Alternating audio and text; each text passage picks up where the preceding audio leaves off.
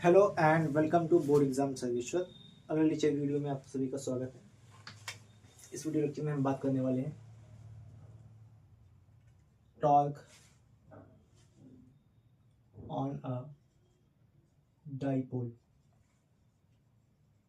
Placed in a uniform electric field.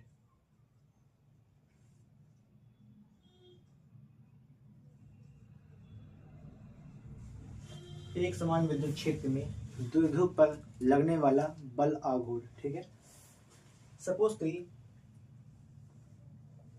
ये एक electric field है।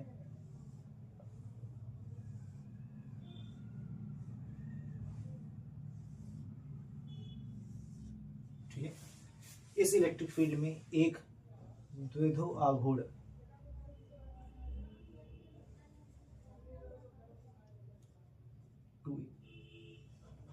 डिस्टेंस पर रखा हुआ है, -q और +q।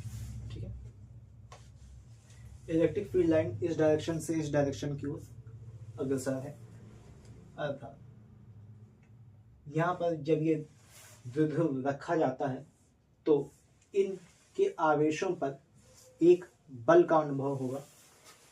तो हम बात करते हैं F -q पर। ठीक है, यह क्या होगा, -QE। ठीक है, इसकी डायरेक्शन इस प्रकार से होगी, क्योंकि यह -q है। विद्युत बल रेखाएं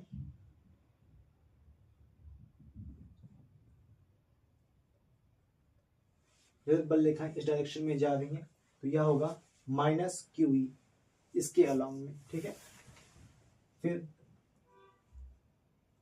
+q आवेश के कारण इस पॉइंट पर बल लगेगा +QE,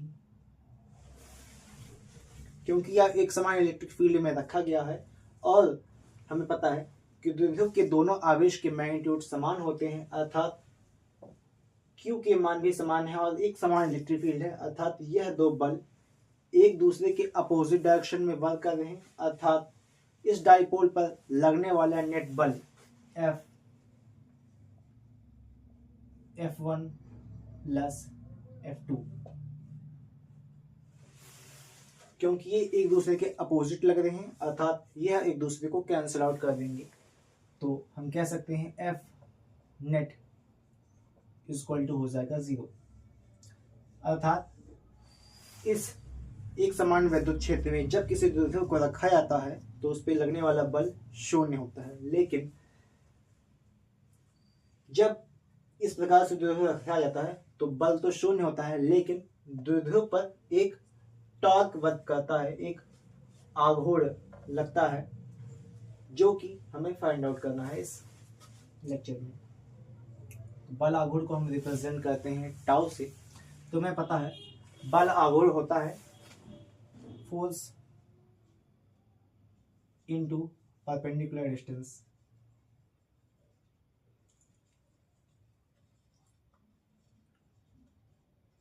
अर्थात बल गुणे लंबवत दूरी। सपोज करिए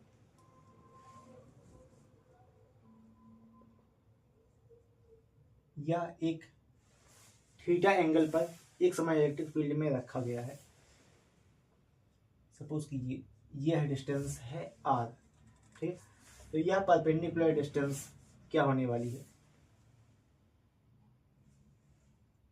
यहाँ हम लोग साइन थीटा इक्वल टू यह डिस्टेंस फाइंड आउट करनी है। Sine theta equal to suppose कीजिए यह है पॉइंट P, यहाँ है A, यहाँ है B। ठीक है, तो sine theta equal to perpendicular PB upon 2A। ठीक है, तो यहाँ हम कह सकते हैं PB equal to 2A sine theta. ठीक है, तो यहाँ हम लिखते हैं टाउ इक्वल टू फोर्स है हमारा QE इंटू परपेंडिकुलर डिस्टेंस हमने फाइंड आउट की है 2a sin theta, 2a sin theta. ठीक है, तो हमें पता है 2a और q p इक्वल टू होता है 2a इंटू क्यू, अर्थात बल आघूर्ण द्विध्रुव आघूर्ण एक आवेश के मैग्नीट्यूड और उन दोनों आवेशों के बीच की दूरी 2a के गुणनफल के बराबर होती है।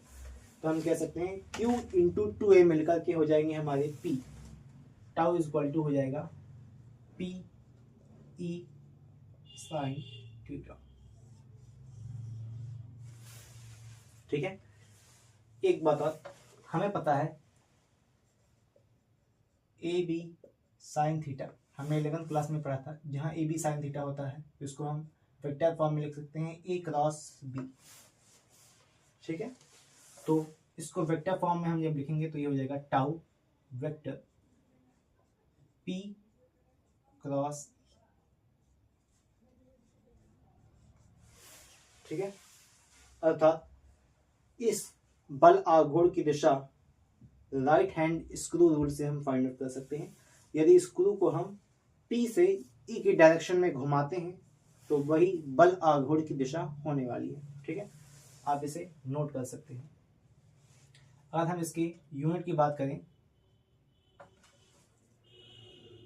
F इंटू एल अर्थात न्यूटन मीटर। ठीक है, आप इसे नोट कर सकते हैं।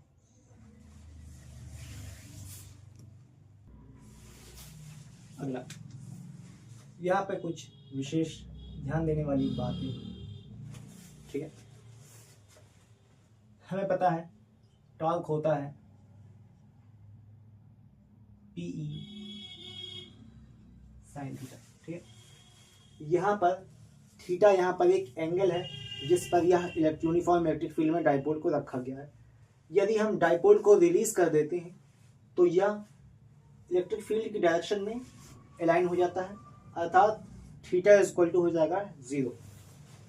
यहाँ पे हम चलिए रखते हैं tau equal to PE sine 0।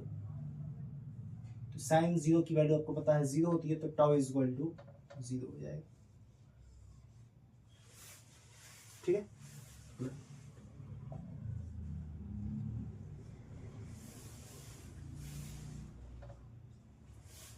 यदि इस द्विध्रुव को इलेक्ट्रिक फील्ड के परपेंडिकुलर रख दिया जाता है तो हमें पता है थीटा की वैल्यू हो जाएगी 90 डिग्री। ये कुछ इस प्रकार से